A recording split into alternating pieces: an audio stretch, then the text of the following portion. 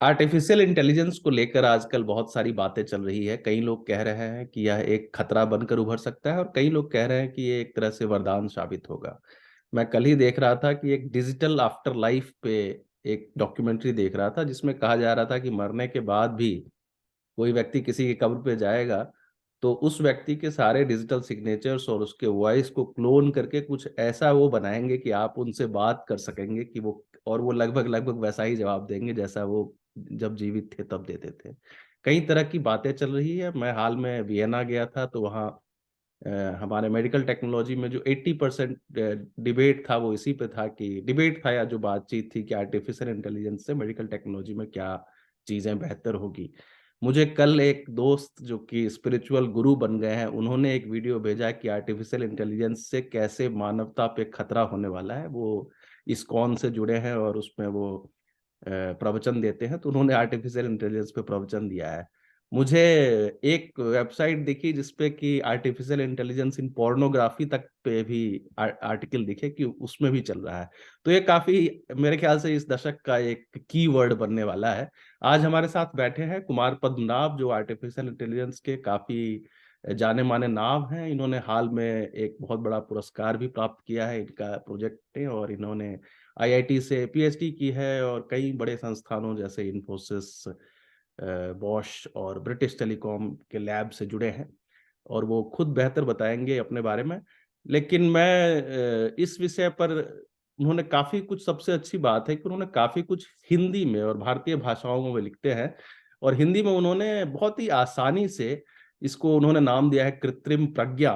कृत्रिम प्रज्ञा को उन्होंने काफ़ी आसानी से समझाया है। उनके फेसबुक ब्लॉग पे आप लोग पढ़ सकते हैं, कुमार पद्मनाभ नाम ढूंढ कर, और बहुत ही बेसिक तरीके से समझाया। मैंने जब पढ़ा तो मैंने कहा कि इनसे बात की जाए, शायद ये मेरे लेवल पे समझा सकते हैं। तो कुमार पद्मनाभ जी, मैं डिटेल तो आर्टिफिशियल इंटेलिजेंस क्या है ये तो बहुत अच्छे से आपने समझा दिया है।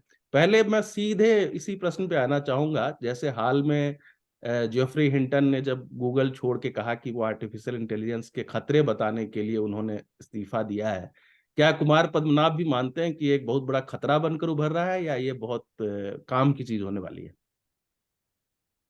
देखिए, ये तो इसके उपयोग पे निर्भर करता है।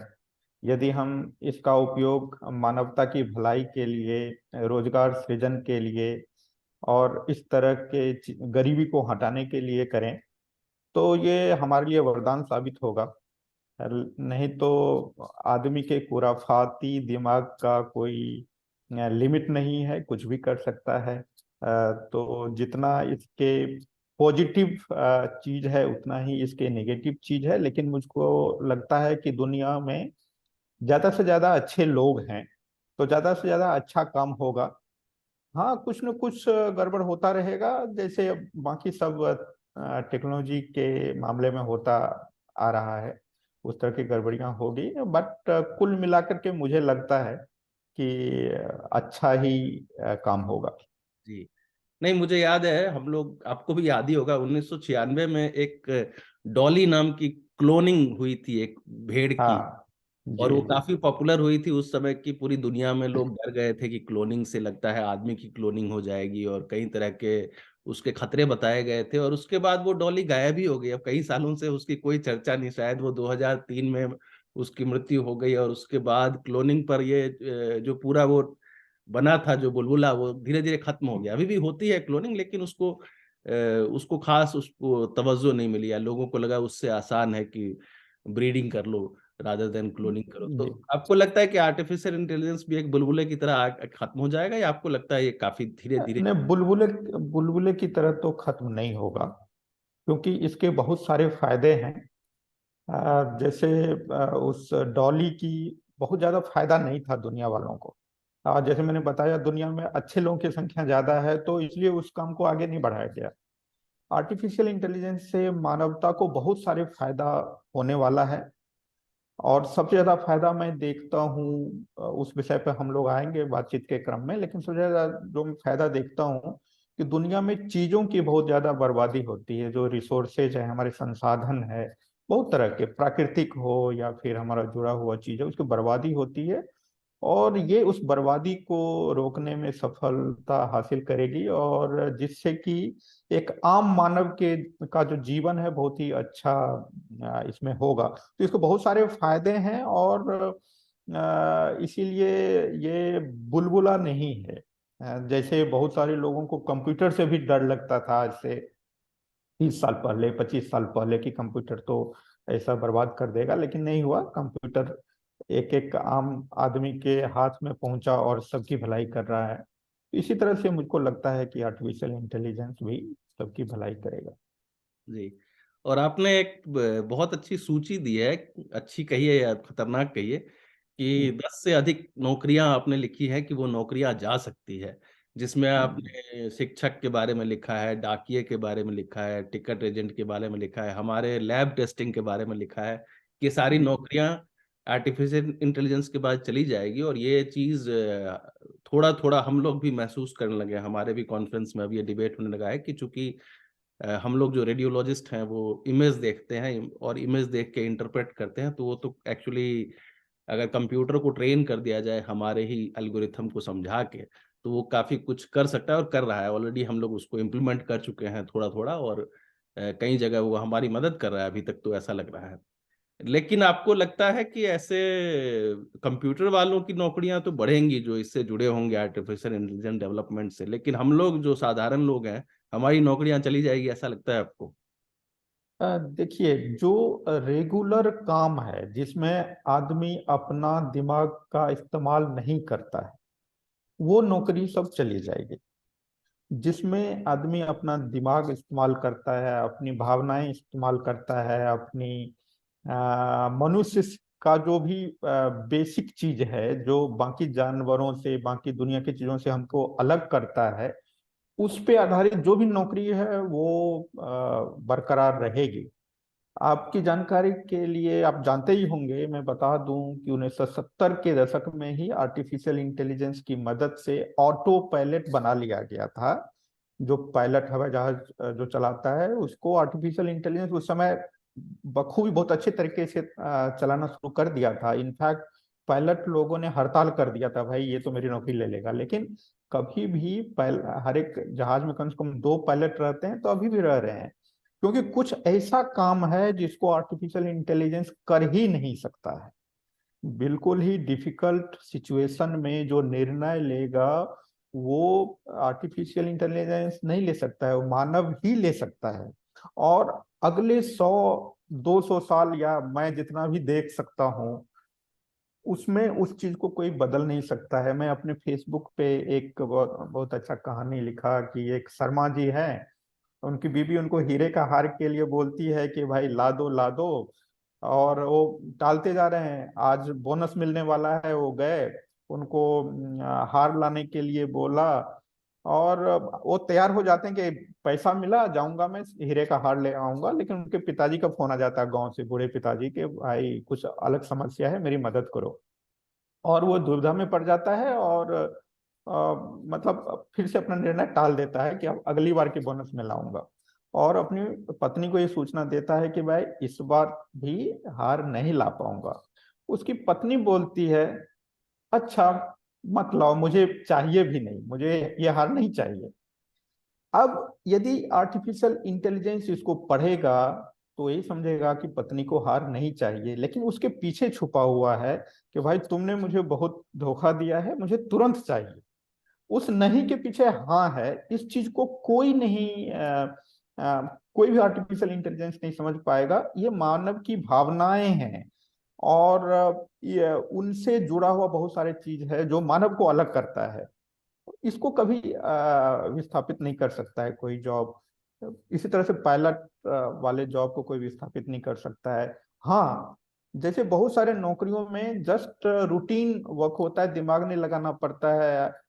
जैसे आप कहीं पे कॉल करते हैं, मतलब जो बुकिंग बुकिंग के लिए, या फिर जो बीपीओ टाइप का जॉब होता है जिसमें स्क्रिप्ट पढ़ के वो लोग आंसर देते हैं, दिमाग लगाना ही नहीं है, तो वो काम सब बंद हो जाएगा। लेकिन फिर मानव है, मानव के दिमाग में क्या होता है कि बहुत सारी क्रिएटिविटी है। तो जब आपको टेक्नोलॉजी मिल गया, आपके अंदर क्रिएटिविटी है, तो नए तरह का जॉब आप क्रिएट करेंगे। जो कि सबको फायदा के लिए होगा। तो कुल मिला करके उसका जगह अपनी जगह है, कुछ कुछ फायदा करेगा, लेकिन इसको खत्म नहीं कर सकता। जी बिल्कुल। और मैं जो देख रहा हूँ, पहले हमारी अपनी फील्ड का मैं बात करता हूँ, मेडिकल फील्ड का। जी। उसको एक ऑस्लर नाम के फिजिशियन थे, काफी बड़े साइंटिस्ट भी, उन्होंने कहा था कि medicine is a science of uncertainties and art of probabilities.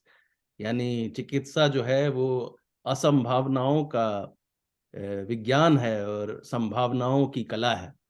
तो पहले होता था कि नाड़ी देख के अच्छे डॉक्टर माने जाते थे, जो नाड़ी देख के बता देते थे कि क्या बीमारी है। लेकिन अब जो हमारी लेटेस्ट जो इंटरप्रिटेशन है कि वो नहीं है, medicine is not a science of uncertainty, medicine is a science of data now. हमारे पास इमेंस डाटा है, और जी। इससे हम लोग लगभग लगभग 90% ऑफ एक्यूरेसी से जब कोई आदमी एमआरआई के लिए जाता है या सीटी स्कैन के लिए जाता है, तो हम लोग 100 अगर केस देखते हैं तो उसमें 90 केस में हम लगभग 100% सर्टेन होते हैं। 5 केस में जो हमारे बाकी पॉसिबिलिटी दी होती है वो निकलती है। 3 केस में हो सकता है कि जो बहुत कम सोचा होता है, एक केस सरप्राइज होता है कि बिल्कुल ही जो आज तक किसी डेटा में नहीं आया है और अचानक से। तो जो अनसर्टेनिटी का पहले था कि होगा या नहीं होगा या भगवान ही मालिक है, वो अब खत्म हो गया। आर्टिफिशियल इंटेलिजेंस ने इस चीज की एक्यूरेसी काफी बढ़ा दी है। और जो आप कह रहे हैं कि इसके फायदे होंगे, मुझे लग रहा है कि ऐसे फील्ड में जहां पे एक्यूरेसी बहुत मायने रखती है, जैसे आपने कहा पायलट के केस में या चिकित्सा के केस में, कि अगर थोड़ी भी हेर फेर हुई तो बहुतों की जान जा सकती है, वहां मेरे ख्याल से आदमी से बेहतर कर सकता है ये। या आप कहेंगे कि ये आदमी कभी कभी हो सकता है नींद में चला जाए, लेकिन आर्टिफिशियल इंटेलिजेंस हमेशा रहेगा मुस्तैद। देखिए, आदमी में कुछ भावनाएं होती है जो कि हमको बाकी संसार के दूसरे जीवों से अलग करती है, लेकिन उसके साथ साथ एक समस्या भी है कि आदमी गलती करता है, जिसको ह्यूमन एरर करते हैं, कहते हैं।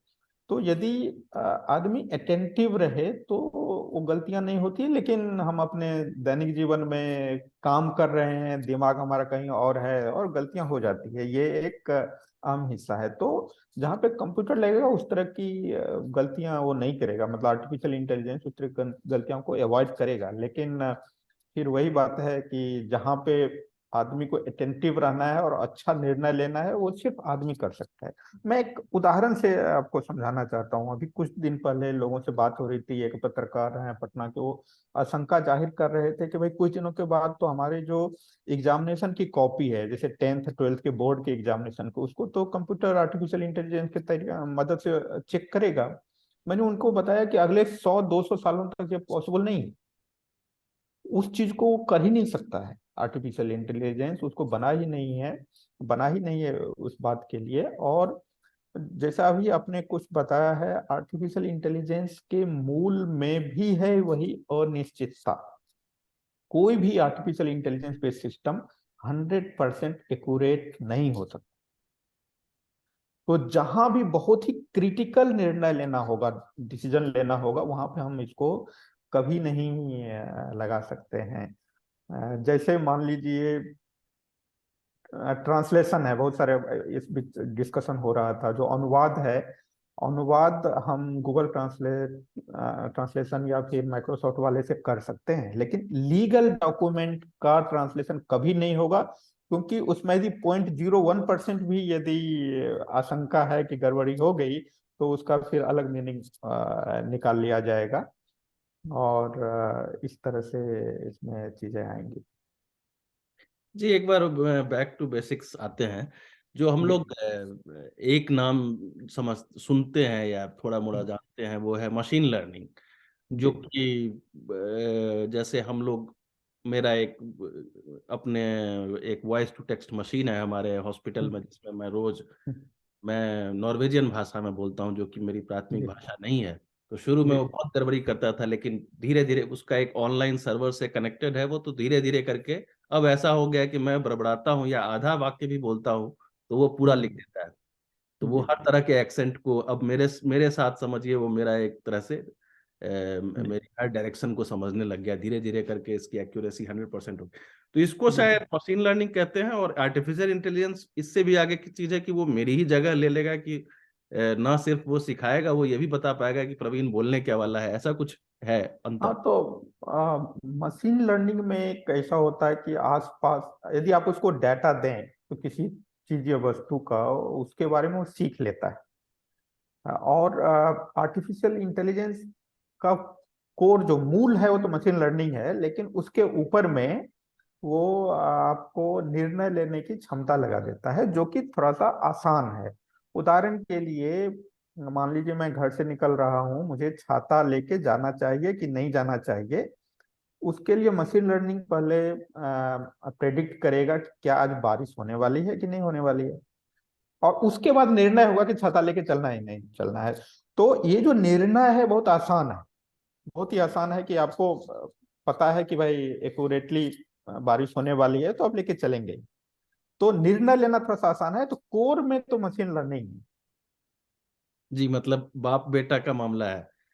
आर्टिफिशियल इंटेलिजेंस उसका बेटा है जो बड़ा निकल गया है, या गुरु चेला का। अ, बोल सकते हैं, मतलब दो मेरे ख्याल से कंप्लीट आर्टिफिशियल इंटेलिजेंस थोड़ा सा बड़ा चीज है, उसके अंदर में मशीन लर्निंग है, उसी के अंदर में आपका डेटा साइंस है। डेटा साइंस में आपका जो भी डेटा को प्रोसेस करने की जितनी विधियां होती है, जो स्टैटिस्टिक्स होता है उसके बारे में, उसके चरित्र के बारे में जानने का तरीका होता है, वो उससे आता है। मशीन लर्निंग सीखने का तरीका है, सीखने का तरीका है, मतलब जैसे आप किसी भी चीज का पहले प्रतिनिधि बना देते हैं। मान लीजिए एक कार का प्रतिनिधि बनाना है, तो उसमें अपना वेग होगा, त्वरण होगा, इत्यादि होगा। उसका प्रतिनिधि बना देते हैं, उस प्रतिनिधि को सिखा देते हैं कि भाई ऐसे परिस्थिति में वो यही अपने आउटपुट में देगा।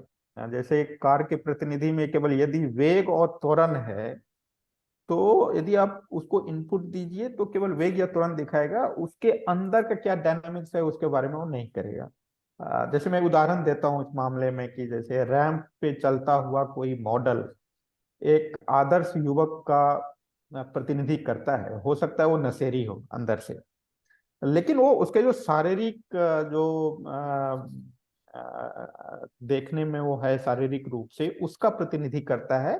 तो ये जो मॉडल होता है वो किसी वस्तु या परिस्थिति या चीजों का वो उसका प्रतिनिधि तैयार करते हैं, और उस प्रतिनिधि को फिर सिखाते हैं कि भाई इसका पिछले इतिहास ये रहा कि ऐसे परिस्थिति में ऐसे काम किया, ऐसे परिस्थिति में ऐसे काम किया, तो उसके बेसिस पे उसको सिखा देते हैं। और पिछले इतिहास से फिर बताते हैं कि भाई आगे में यदि ऐसा परिस्थिति आए तो ये आदमी ऐसा ही करेगा। जैसे मैं अपनी उदाहरण देता हूँ, पता नहीं मुझको आदत है कि यदि सुबह का मैं पहला धूप के सामने में जाऊंगा तो मुझे छींक आएगी। ठीक है, तो मेरा प्रतिनिधि आप तैयार कीजिए, सुबह का धूप दीजिए, वो सीखेगा, तो वो सीख लेगा वो उस बात को। सब लोग ऐसा नहीं कर सकता, लेकिन दुनिया में कुछ ऐसे लोग का होगा जो ऐसा करेगा। तो वो सीखता है। एक तो दो प्रोसेस है, एक तो प्रतिनिधि तैयार करना, दूसरा उस प्रतिनिधि को उसको सिखा देना।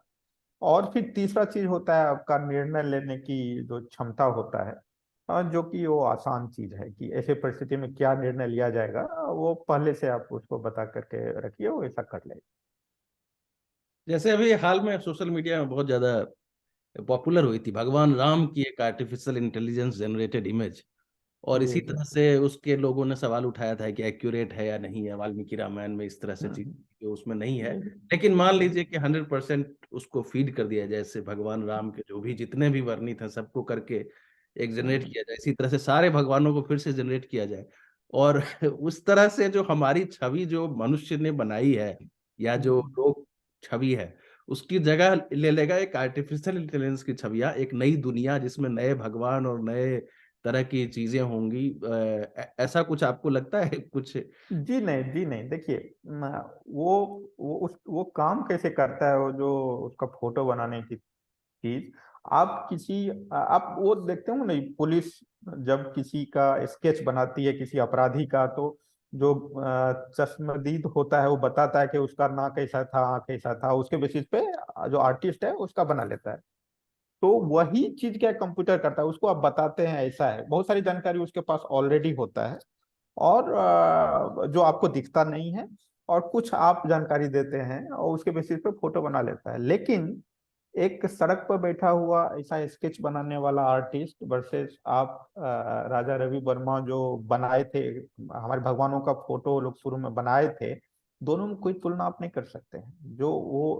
जिन बारीकियों को उन्होंने दिया है वो कभी भी आर्टिफिशियल इंटेलिजेंस नहीं दे सकता। तो क्योंकि आर्टिफिशियल इंटेलिजेंस को उतनी जानकारी देने वाला कोई नहीं है, और जानकारी यदि है भी तो उसमें बहुत सारा उसमें नॉइज है, उसमें एग्जैक्ट चीज नहीं है। जैसे सिंपल से उदाहरण देता हूँ, यदि जितने सारे लोग भगवान राम को जानते हैं वो जानते हैं, उनको मतलब उनके पक्ष में आ जाएंगे कि सीता जी को वनवास देने के लिए अच्छा उन्होंने किया क्योंकि परिस्थिति का यही रिक्वायरमेंट था, और कुछ उनके विरोध में आ जाएंगे। अब यदि इस चीज को कंप्यूटर सीखेगा, क्या निर्णय लेगा? वो तो सिंपली से देख लेगा कि भाई किसकी प्रतिशत ज्यादा है, कौन ज्यादा लोग मानते हैं, और वैसा छवि वो बना देगा कि मतलब उसके जो कॉरस्पॉन्डिंग उनके चेहरे पे आक्रामकता या क्रूरता या फिर जो भी हो। तो ये ऐसा तो नहीं हो सकता ना कि मान लीजिए कि बहुत सारे लोग उनको खराब करने लगे तो खराब हो गए। यहीं पे आ जाता है कि आदमी का अपना इंटेलिजेंस वर्सेस आर्टिफिशियल इंटेलिजेंस। तो आदमी का जो इंटेलिजेंस है वो तो हमेशा ज्यादा अच्छा रहेगा। खेल में मेरा आजकल मेरे काफी सारे, मैं स्पोर्ट्स मेडिसिन से मेरा जुड़ा काम भी है। जी जी खेल में परफॉर्मेंस बढ़ाने के लिए आर्टिफिशियल इंटेलिजेंस पे बातें चल रही है, और ऐसा जी इसका काफी एप्लीकेशन भी हो रहा है कि किसी खिलाड़ी के सारे परफॉर्मेंस को देख के, जो पहले भी होता था कि उनकी वीडियो रिकॉर्डिंग देख के एक तरह से जी जजमेंट दिया जाता था कि आप ऐसे करिए, उस तरह से करिए। तो उसके बाद जब वीडियो टेक्नोलॉजी आई तो बहुत सारी चीजें बदल गई। खिलाड़ी का अपना ही नहीं, खिलाड़ी क्या फीडबैक लेता है अपने कोच से या अपने उस वीडियो से या टेक्नोलॉजी से, उस तरह से अब आर्टिफिशियल इंटेलिजेंस के बाद कह रहे हैं कि ऐसे ऐसे खिलाड़ी का जन्म होगा जो कि जिसको कि हराना नामुमकिन हो जाएगा। वो ना सिर्फ अपनी बुद्धि और अपने बल से खेलेगा, बल्कि उसके पीछे एक पूरी आर्टिफिशियल इंटेलिजेंस भी होगी जो उसको खिला।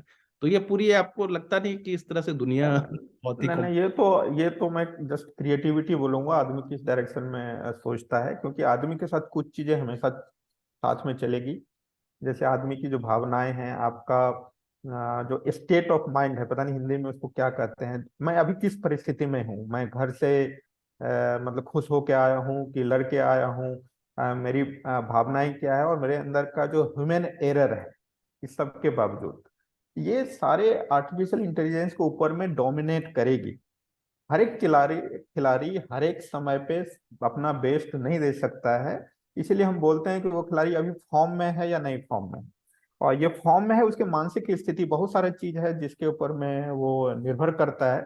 आर्टिफिशियल इंटेलिजेंस में ये हो सकता है कि आप आइडेंटिफाई कर सकते हैं। जैसे मान लीजिए कि कोई खिलाड़ी लगातार इंजाम उल हक का ले लीजिए, बार बार रन आउट होता था।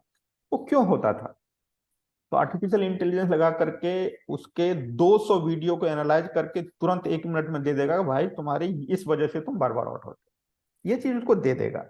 लेकिन अगली बार उसको आउट करने से नहीं रोक पाएगा। यदि वो मानसिक स्थिति उसी स्थिति में चला गया जो कि फ्लो में वही गलती किया, तो उसको कोई नहीं रोक पाएगा। तो जो जानकारियों हमारे पास जो इंफॉर्मेशन है उसका प्रोसेसिंग है, उसका निष्कर्ष निकालना आसान हो जाएगा। लेकिन आदमी का जो अपना चरित्र है जो कि बाकी जीव से अलग करता है, उसको कोई नहीं बदल सकता है। आर्टिफिशियल इंटेलिजेंस बिल्कुल नहीं बदल सकता है। हाँ, हम लोग, मैं संगीत में भी मेरी रुचि है, तो हम खुश भी हो रहे जी हैं और थोड़ा घबरा भी रहे हैं कि थोड़े दिनों बाद पंडित भीम, हम अगर आर्टिफिशियल इंटेलिजेंस को फीड कर दे पंडित भीमसेन जोशी की वॉइस, और उसको बोलें कि अब उनके आवाज में जो उन्होंने कभी गाया नहीं ऐसा राग उनकी आवाज में प्रोड्यूस करो, तो वो सचमुच क्योंकि उसको राग के सारे स्ट्रक्चर पता है, तो वो शायद पंडित भीमसेन जोशी की आवाज में वो रिकॉर्डिंग दे दे।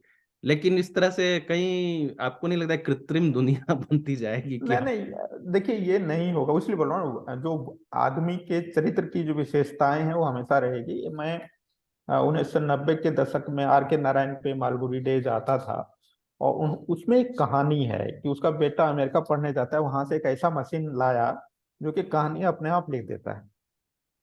और उसमें दिखाया गया है कि कहानी लिखेगा लेकिन फिर भी वो कहानी नहीं होगा।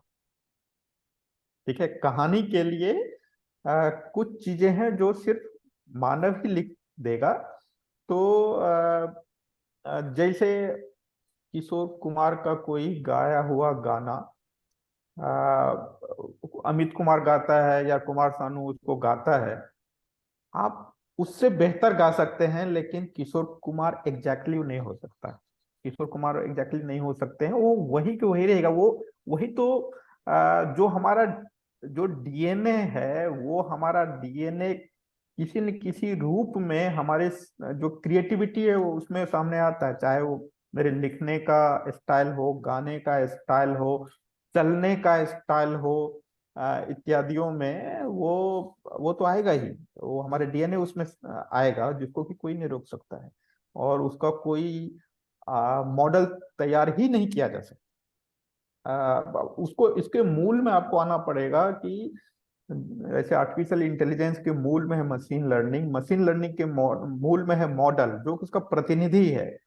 आप किशोर कुमार के जो गाने हैं उसके कुछ चंद पैरामीटर में आप उसको नहीं समझ सकते हैं कि किशोर कुमार ऐसा है।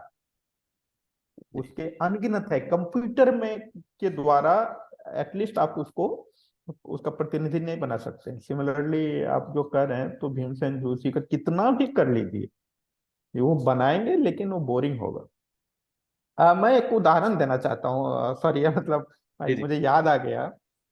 देखिए, घर में हमारा खाना बनता है, हम कभी उस खाने से बोर होते हैं? नहीं होते हैं। ठीक है, खराब भी बना तो बोर नहीं होते, क्योंकि आदमी को जो डीएनए है उसमें आता है, आदमी की जो आपका ह्यूमन एरर है वो खाना बनाने में आता है, क्रिएटिविटी में आता है, जो कि उसमें वैरायटी लाता है। आप मैकडोनल्ड जाइए तो सेम वो मशीन द्वारा बनाया जाता है। सेम उसको जो हर एक विधि है वो नियत है, इतने समय हीट करना है, इतने डिग्री पे हीट करना है, तो एग्जैक्टली उसका टेस्ट वही आता है। तो उसका जब आर्टिफिशियल इंटेलिजेंस से करेंगे तो वैसा वैसा ही बन के आएगा, घर का खाना वर्सेज मैकडोनल्ड। जी, आपने बहुत अच्छा एक नाम दिया है, chat chat Gupta, chat GPT को। हाँ हाँ हाँ हाँ तो ये हाँ। चैट जीपीटी हमारे से बात करता है, और जी इस तरह के जितने भी बॉट हैं जो हमारे से संवाद करते हैं या लिख देते हैं, आप कहिए कि जी। उसको औरंगजेब के बारे में लिखो तो वो एक पूरी आपको बता देगा। तो ये हम्म एक झटके में तो हम लोगों को लगता है कि जैसे औरंगजेब हमने गूगल पे सर्च किया और उसने विकिपीडिया से निकाल के कुछ दे दिया, ये कोई बहुत बड़ी चीज नहीं लगती है। लेकिन इसमें अगर हम लोग एक और एलिमेंट डाल दे, कुछ गेम थ्योरी जैसा, कि जिससे कि वो ये भी जो हमारी मानसिकता भी पढ़ ले, वो अगर कि मैं हम्म अब आगे क्या, आप हम आपसे जब मैं संवाद कर रहा हूँ आप थोड़ा थोड़ा एक्सपेक्ट कर रहे हैं कि प्रवीण झा क्या पूछने वाला है, या हम्म। आप दूसरे आदमी को भी रीड कर रहे हैं, फिर तीसरे, हम एक पूरी मीटिंग में बैठे हैं, 10 लोग होते हैं, तो क्या आर्टिफिशियल इंटेलिजेंस में वो प्रेडिक्टिव पावर भी है कि दूसरा ह्यूमन या दूसरा बॉट या क्या अगला सवाल क्या हो सकता है, इस तरह का कुछ जो हम मनुष्यों में होता जी है लाया जा जी, सकता है? ऐसा ऐसा है। पहली बात तो चैट गुप्ता के बारे में बता दूं, मैंने नाम नहीं दिया। मैं अभी आईआईटी हैदराबाद गया तो वहाँ मुझे एक लेक्चर देना था, तो वहां पे मैंने सुना, तो जी जा जी करके मैंने दे दिया। ये चैट जीपीटी का जो चीज है, ये सिर्फ इतना ही नहीं है कि आप उससे पढ़ करके बता रहे हैं, वो उसमें से भी मतलब बेस्ट खोजता है और उसको कन्वर्सेशन के फॉर्म में देता है, ताकि आप अच्छे से अच्छे और तरीके से उसको ह्यूमन फॉर्म में वो लगे। लेकिन उसके अपने बहुत सारे लिमिटेशंस है। और एक चीज जो अच्छा किया है, जिस कंपनी ने इसे बनाया था, मेरे ख्याल से एलन मस्क ने इसको शुरू किया था, बाद में वो हट गए, लेकिन इनके पास काफी रिसोर्सेज थे। तो जैसे मैंने अभी बताया है कि जैसे आप किशोर कुमार का प्रतिनिधि यदि बनाना चाहते हैं तो कोई उसका 4 5 10 20 100 उनके चारित्रिक विशेषताओं में किशोर कुमार सिमटे नहीं रह जाएंगे। उनके लिए मिलियंस बिलियंस न जाने, मतलब मेरे ख्याल से पता नहीं इसको संभव भी है कि नहीं है, ऐसा होगा। चैट जीपीटी वालों ने क्या किया है, इतने सारे इसमें न्यूरॉन्स और इतने सारे लेयर्स उसमें ऐड किए हैं, जो कि almost comparable to human being है। जैसे ह्यूमन बीइंग में आपको लगभग 20 बिलियन या 100 बिलियन, एग्जैक्टली मैं नंबर भूल रहा हूँ, बट बिलियन में है। तो इतने बिलियन न्यूरॉन्स होते हैं, मतलब उतने कंप्यूटिंग करता है, इतने इतने सारे। तो उसके आसपास वो बना दिया है, क्योंकि उसके पास बहुत सारा पैसा है, बहुत सारा कंप्यूटर लगा दिया, बहुत सारे रिसोर्सेज लगा दिया, उसने बना दिया है। बट फिर भी क्योंकि लिमिटेशन है कि आप किसी भी मनुष्य की चारित्रिक विशेषताएं, कुछ चारित्रिक विशेषताओं में उसको समेट के नहीं रख सकते हैं, इसीलिए उसका मॉडल में लिमिटेशन है। सेकेंड पॉइंट आपको बताता हूँ, कुछ विश्वविद्यालयों में ऐसा प्रयोग हुआ है कि आपके दिमाग को भी सेंसर लगा करके रीड किया जा सकता है। बट कुछ चीजों को, जैसे आप घर में बैठे हैं और सोच रहे हैं कि ये लाइट जल जाए, ये पंखा चल जाए, तो इस तरह के चीजें किया जा सकता है। तो अभी कुछ दिन पहले एक स्टूडेंट ने ऐसा किया कि दिमाग में वो सेंसर लगा दिया और उस सेंसर को फीडबैक दे दिया। जो सीरी है आपका, एप्पल का जो एआई बेस्ड असिस्टेंट है, तो अब क्या हो रहा है कि जो भी इनपुट वो जनरेट करता है दिमाग से, वो सीरी को जाता है और सीरी उसके बाद में फैसला लेता है। तो आप देखिए, आदमी अपना काम कर रहा है, उसके दिमाग में क्या चल रहा है उसको रीड करता है और सीरी के बीच में इंटरेक्ट करता है। मतलब यदि मेरे दिमाग में लगा है तो मेरा प्रतिनिधि है, और मेरा प्रतिनिधि सीरी से बात कर रहा है, मुझको पता भी नहीं है।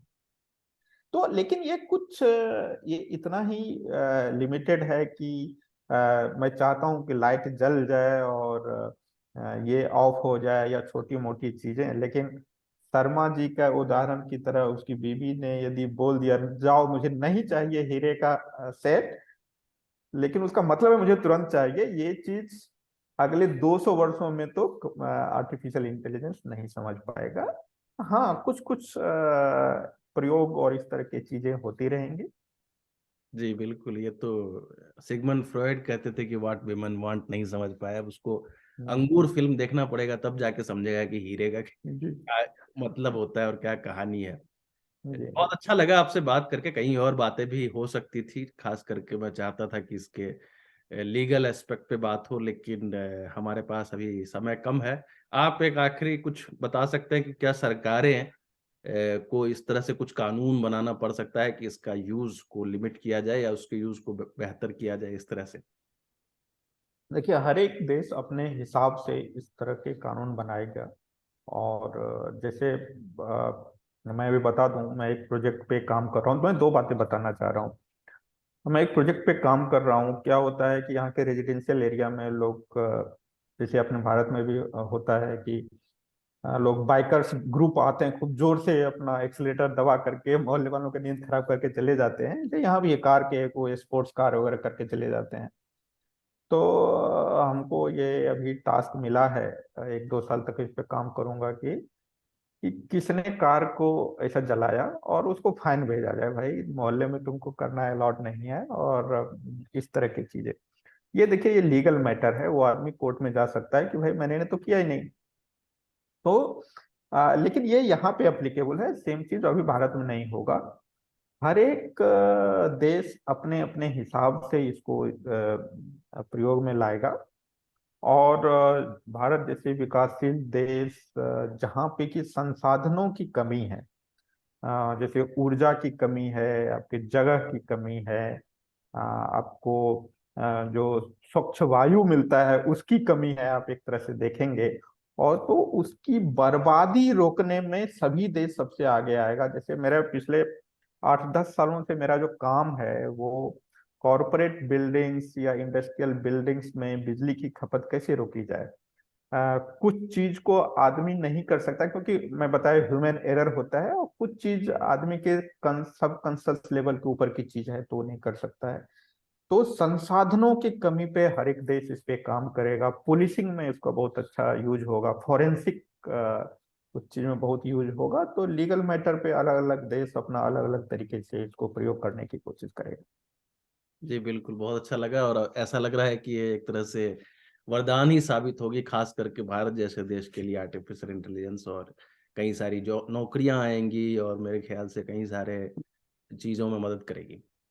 जी, मैं अपने ब्लॉग में लिखा है लगभग 15-20 तरीके का जॉब चली जाएगी, मैंने ऐसा आशंका जाहिर किया था। लेकिन उसी ब्लॉग में अगले पोस्ट पे मैंने ये भी लिखा है कि 600 नई तरीके की नौकरियां आएंगी।